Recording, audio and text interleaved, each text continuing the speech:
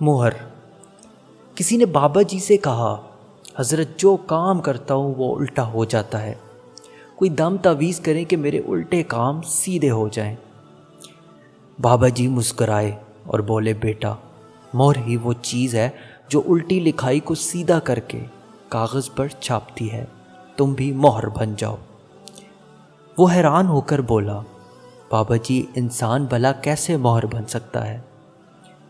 بابا جی نے سونے جیسی بات کی، فرمایا، تیرا مقدر تیری پیشانی پر لکھا ہے، تیرا ماتھا ہی تیری مہر ہے، جا سجدے میں اور اس مہر کو مصلے پر چھاپ دے۔ مقدر میں جو بھی الٹا لکھا ہے، اللہ کی بارگاہ میں کیا ہوا سجدہ اسے سیدھا کر دے گا۔